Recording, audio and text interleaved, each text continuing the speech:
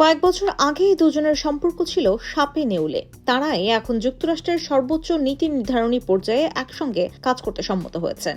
তাদের একজন যুক্তরাষ্ট্রের স্বয়ং নবনির্বাচিত প্রেসিডেন্ট ডোনাল্ড ট্রাম্প। তার সরকারের সেক্রেটারি অব স্টেট বা পররাষ্ট্রমন্ত্রী হিসেবে বেছে নিয়েছেন যাকে, তিনি হলেন মার্কো রুবিও। 2016 সালে প্রেসিডেন্ট নির্বাচনে ট্রাম্পের নীতির কঠোর সমালোচনা করে গেছেন কংগ্রেসম্যান মার্কো রুবিও। সে সময় নির্বাচনী প্রচারণাকালে ট্রাম্পকে প্রতারক, ঠকবাজ এবং এ যাবৎকালের প্রেসিডেন্ট প্রার্থী হওয়া সবচেয়ে অশালীন ব্যক্তি হিসেবে আখ্যায়িত করেছিলেন রুবিও। রুবিও আরও বলেছিলেন, ট্রাম্প নিজেকে লিটল গায় বা সাধারণ মানুষের জন্য লড়াইকারী বলে পরিচয় দিয়ে প্রচারণা চালিয়ে প্রতারণা করছেন। তিনি সবসময় শুধু নিজের কথা ভাবেন। ট্রাম্পকে ভোট দেয়া মানে প্রতারককে ভোট দেয়া। অন্যদিকে রুবিওর রাজনৈতিক প্রভাব ও কৌশলকে হেয় করে তাকে লিটল মার্কো বলে ব্যঙ্গ করেছিলেন ট্রাম্প। 2015 সালে ট্রাম্প বলেছিলেন, মার্কো রুবিও কম বুদ্ধির লোক, তাকে তিনি তার কোনো ছোট কোম্পানির পরিচালনার জন্য নিয়োগ দেবেন না। খুবই ওভাররেটেড একজন রাজনীতিক তিনি।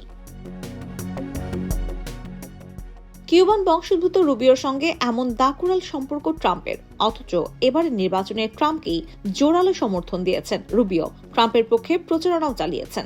স্পষ্টত রুবিও ট্রাম্প সম্পর্কের উষ্ণতা বেড়েছে, যার প্রমাণ হিসেবে ট্রাম্প প্রশাসনের স্টেট ডিপার্টমেন্টের দায়িত্ব পেতে যাচ্ছেন ফ্লোরিডার সেনেটর মার্কো রুবিও।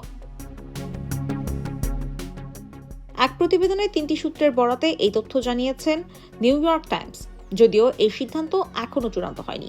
গত সপ্তাহে ট্রাম্প প্রশাসনের পররাষ্ট্রমন্ত্রী হিসেবে সম্ভাব্যদের তালিকায় বারবার উঠে এসেছে রুবিওর নাম। এই দৌড়ে আছেন জার্মানিতে সাবেক মার্কিন রাষ্ট্রদূত রিক গ্রেনেলো। সিএনএনকে দেয়া এক সাক্ষাৎকারে রুবিও বলেন, দেশের সেবা করার ক্ষেত্রে তিনি সবসময় আগ্রহী। মার্কো রুবিও মায়ামিতে কিউবান অভিবাসী পরিবারে জন্মগ্রহণ করেন। 1993 সালে ফ্লোরিডা ইউনিভার্সিটি থেকে রাষ্ট্রবিজ্ঞানে পড়াশোনা করেছেন। 2010 সালে সেনেটর হিসেবে নির্বাচিত হন। ওবামা সরকারের সময় রিপাবলিকান কট্টরপন্থীদের টি পার্টির ব্যাপক সমর্থন পান রুবিও।